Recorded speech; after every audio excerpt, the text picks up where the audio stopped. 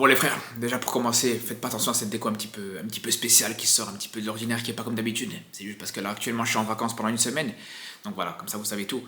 Mais pour parler de ce match les gars du PSG, faut dire des choses les gars. Il y a des termes qu'il faut dire, on est obligé de dire certaines choses par rapport à cette équipe du PSG.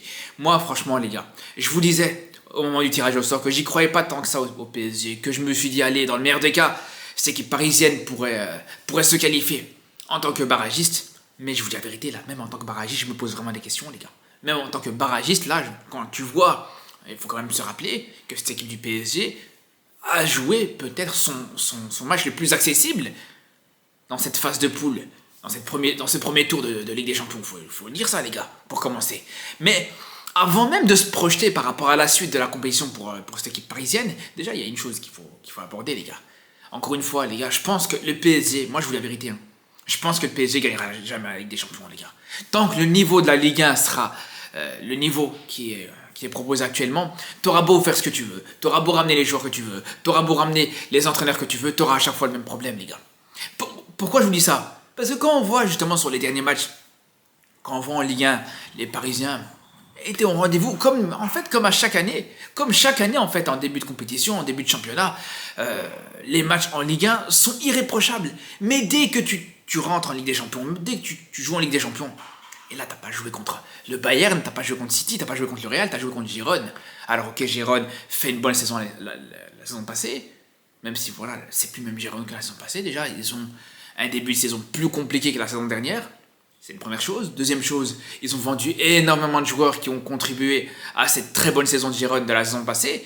Et troisième chose, les gars, j'ai envie de vous dire surtout, les gars, on a bien vu Girone, rien que ce week-end contre le Barça, à quel point cette équipe de Girone s'est fait balader. À quel point cette équipe de Girone était pas du tout impressionnante, ou en tout cas pas aussi impressionnante que la saison dernière. Pas aussi impressionnante qu'un prétendant pour cette Ligue des Champions, les gars, faut dire la vérité. Et si là tu galères contre Girone, ça va être quoi quand tu vas jouer contre City, contre le Bayern, contre ces équipes-là que tu vas affronter dans ton parcours de Ligue des Champions, dans ce premier tour. On parle pas des matchs à élimination directe, on parle de ce premier tour. Ça va être vraiment très compliqué. Et là, je vous dis, les gars, c'est là où j'en reviens à la Ligue 1. C'est là où j'en reviens à la Ligue 1. T'as beau être leader de ta Ligue 1, te balader en Ligue 1, dès que tu vas tomber contre une équipe de Liga, dès que tu vas tomber contre une équipe de Bundesliga ou même de Serie A, et je vous parle même pas des équipes de Première Ligue, on l'a vu avec Newcastle la saison passée, même si c'est pas des équipes du top 3, du top 4 ou quoi que ce soit d'autre, directement tu commences à trembler, directement voilà, tu te rends compte que l'intensité est différente, que tu te rends compte que même si t'as beau être bon en Ligue 1, même si t'as beau faire ce que tu veux en Ligue 1, ben, dès que t'affrontes ce genre d'adversaire, c'est plus la même chose. Et il y a là le problème les gars, c'est à chaque fois le même problème qu'on retrouve au PSG. À chaque fois tu te prends une claque quand tu t'affrontes ce genre d'adversaire. C'est la même chose à chaque fois les gars. Alors, des fois, cette claque, tu la prends au mois de septembre, des fois, tu la prends au mois d'octobre, des fois, tu la prends au mois de mars, peu importe, c'est pas ça la question. Mais c'est pour vous dire à quel point, les gars, je pense encore une fois que cette équipe parisienne est encore une fois victime de la faiblesse de ce championnat. Faut dire la vérité, les gars. Et on en vient à ce que je disais pendant longtemps avec Mbappé. Tous ceux qui s'exultaient par rapport à Mbappé, par rapport aux statistiques d'Mbappé, par rapport au fait qu'Mbappé avait mis une quarantaine de buts la saison passée en Ligue 1. Les gars, je suis désolé. Je suis désolé, mais ça veut absolument rien dire. T'as beau avoir mis une quarantaine de buts, toutes compétitions confondues, quand tu joues en Ligue 1 et que la plupart de tes matchs c'est en Ligue 1, je suis désolé. Il n'y a rien pour s'exulter, surtout quand tu joues au PSG, à la limite, quand tu joues à l'OM, quand tu joues au LOSC, quand tu joues à Monaco, bref, dans des équipes plus ou moins de milieu de tableau, voire du top 5. Il n'y a pas de problème. Bien sûr que là, quand tu as des grosses stats, c'est impressionnant, parce que voilà, tu joues dans un club qui a rien à envier aux autres, ou surtout un club qui est proche de sa concurrence. Donc c'est normal que quand tu vois un joueur performer dans ce genre de club, c'est sûr que c'est impressionnant. Mais un joueur qui performe dans ce PSG actuel, les gars, je vous dis la vérité, c'est compliqué. C'est compliqué, tu peux difficilement tirer des enseignements. Faut dire la vérité, les gars. Les vrais enseignements, au final, tu vas les tirer qu'en Ligue des Champions. Et c'est là où, en vrai de vrai, peut-être que ce nouveau format de Ligue des Champions, paradoxalement, peut faire du bien au PSG. Parce que quand on sait que justement là, actuellement, t'as un petit peu plus de matchs que la saison dernière, enfin que l'édition dernière, et l'ancienne édition de cette Champions League, c'est pas une mauvaise chose en soi. C'est pas une mauvaise chose parce que ça peut permettre justement à cette équipe parisienne de faire plus de matchs sur une saison avec des matchs à haute intensité, des matchs vraiment contre des gros adversaires, et ça c'est pas une mauvaise chose. Mais par contre les gars, je vous le dis, sur le court terme et sur cette saison, pour moi je suis désolé mais le PSG n'est pas encore prêt. suis désolé, mais quand je vois ce match contre Gérone, les gars, et que tu sais que tu vas affronter du beaucoup, beaucoup plus lourd dans les matchs à venir, sur certains matchs aussi où tu devras affronter ces équipes-là à l'extérieur, parce que là, tu as eu la chance d'affronter une équipe à ta portée à domicile et tu t'imposes j'ai presque envie de dire de la pire des manières. Il n'y a jamais de manière mauvaise de s'imposer ou de gagner, vous allez me dire. Mais au bout d'un moment, quand tu gagnes grâce à un centre raté au final. Le centre de Mendes, c'est un centre raté. Et heureusement que le gardien de Gérone, qui en plus de ça peut-être était blessé parce qu'il n'était pas sûr de vouloir sortir et tout ça quelques minutes avant ce but, voilà, on ne savait pas s'il allait sortir ou pas. Donc peut-être c'est ce qui a joué en la faveur du PSG, mais tout ça pour dire, les gars, tant mieux au final pour ces 3 points, tant mieux pour cette victoire qui, j'ai même envie de dire, qui est vitale, mais qui reste quand même inquiétante, la vérité, les gars, qui reste très inquiétante. Et au-delà de la prestation collective de cette équipe parisienne, il y a énormément de choses à dire, il y a plusieurs joueurs sur lesquels il faut revenir. Un joueur comme Dembélé, les gars, mais Dembélé, les gars, c'est pas possible. C'est pas possible. C'est pas possible, ce joueur, les gars, c'est pas possible. Je suis désolé. Je suis désolé, les gars. Alors, ok. Il a le droit de ne pas faire des grands matchs. Il a le droit de rater certaines actions. Il a le droit. C'est vrai qu'il a tenté quelques frappes. Il y a eu des frappes intéressantes, des frappes qui n'étaient pas trop mauvaises. Mais les gars, je suis désolé. Quand tu attends autant de lui, quand aujourd'hui, c'est Dembélé, le successeur d'Mbappé, le successeur de Messi, le successeur de Neymar dans cette équipe parisienne, tu attends beaucoup plus de sa part. Et aujourd'hui, là, vraiment, si c'est ce Dembélé que tu auras cette saison, franchement, tu peux être inquiet. Tu peux vraiment être inquiet. Il a proposé très peu. Le peu de fois où il a eu quelques petites fulgurances, bon, c'était pas suffisant. Mais surtout, les gars, surtout, les ratés qu'il propose. Alors, il y a sa fameuse frappe qui rate en fin de match. Cette frappe qui va facilement à 15 km au-dessus du but. Une frappe vraiment... Tu te demandes comment c'est possible. Comment c'est possible que le même joueur, dans le même match, à quelques minutes près, il peut te sortir des frappes exceptionnelles. Où là, le gardien est obligé de faire un arrêt de fou, et quelques minutes plus tard, il te sort une frappe, mais t'as l'impression que tu joues en district. T'as l'impression que c'est un joueur qui a jamais vu la couleur d'un ballon de football. Mais ça encore, c'est une chose, parce que rater une frappe, ça peut arriver à tout le monde. Ça peut arriver à tout le monde, mais les gars, l'action où il a son face-à-face, son fameux face-à-face, et les face-à-face de Dembélé en Ligue des Champions, on sait très bien, les gars. Et on l'a bien vu à l'époque où il était encore au Barça, les gars. Ce joueur a pas le mental pour gérer des face-à-face. Je sais pas ce qui se passe quand il se retrouve dans un face-à-face contre le gardien. Je sais pas ce qui se passe dans sa tête quand il a des possibilités de finir les actions. Est-ce qu'il y a 2 neurones qui se touchent? Est-ce qu'il y a je sais pas moi, est-ce qu'il y a 2 neurones qui sont pas connectés Mais les gars, c'est pas possible. C'est pas possible. Alors allez, à la limite, rater une occasion. Ça peut arriver à tout le monde, encore une fois, même ça peut arriver à tout le monde. Ok, y a pas de problème. Tu peux rater ce genre d'occasion. Mais quand tu vois qu'il y a Barcola qui est tout seul juste à côté de toi, quand tu vois que Barcola, il est absolument tout seul, t'as plus qu'à lui donner le ballon, et puis c'est bon, c'est fini. Le but, il est assuré, t'as même pas à te poser la question. Non, le mec, j'ai même pas envie de... J'allais dire, ouais, il voulait tirer lui-même, mais au final, c'est même pas ça le pire. Le pire, c'est qu'il a même pas tiré.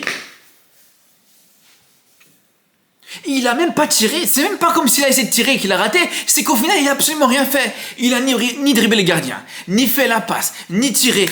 Tu sers à quoi, frère? Tu sers à quoi? Tu étais là pourquoi, en fait? Si c'est ni pour tirer, ni pour frapper, ni pour faire la passe, ni pour dribbler, tu sers à quoi? Le mec, il s'est arrêté. La manette, les gars, la manette, elle s'est déconnectée. Mais là, pour le coup, c'est son cerveau qui s'est déconnecté. Il n'y a que ça à dire, les frères. C'est trop. Cette action, elle est lunaire. Cette action, elle est paranormale. Cette action, les gars, tu peux la mettre dans Stranger Things. C'est pas normal de voir ça. Comment tu peux en arriver? Comment tu peux être un joueur professionnel de haut niveau avec les qualités de Dembélé, etc. Même si, encore une fois, je vous le dis, ce joueur est surcoté. Ce joueur est surcoté, ça c'est une certitude. À partir du moment où tu as un joueur, à un moment donné, il peut te sortir une masterclass et juste l'action d'après. Dans le même match, il peut te sortir une action vraiment totalement ridicule. Je vous dis, ce joueur est surcoté, mais bon, c'est même pas ça la question. Mais à partir du moment où tu vois ce genre d'action qui sont totalement à sa portée,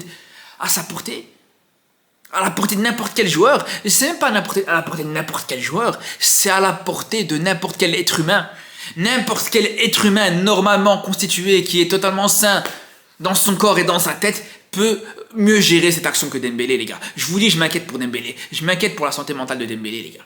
Je m'inquiète pour le quotient intellectuel, le QI football de Dembélé, les gars. Je vous dis la vérité. C'est pas normal. C'est pas une occasion pareille, les gars. C'est pas normal, encore une fois. Et je vous le dis, les gars. Je vous le dis, vous allez me dire, ouais, mais toi, t'es pas mieux. Ouais, je suis pas mieux. Ouais, justement, je suis pas mieux. Dembélé est largement meilleur que moi, ce joueur. Et bien sûr qu'il est encore heureux. Encore heureux, je suis pas mieux.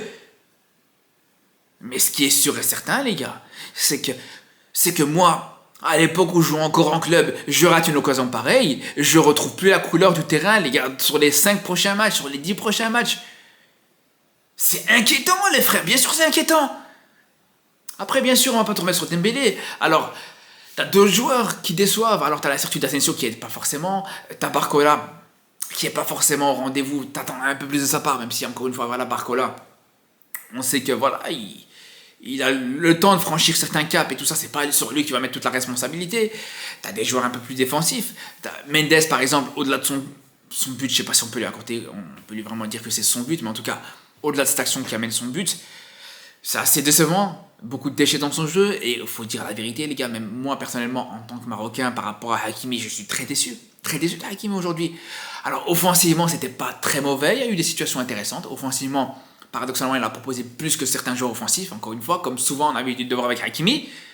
Mais par contre, là où je suis très déçu de la part d'Achraf Hakimi, les gars, c'est sur les situations défensives. Bryan Gil, il a complètement mangé Hakimi aujourd'hui. Hakimi, en Ligue des Champions, je vous dis, c'est inquiétant défensivement, les frères.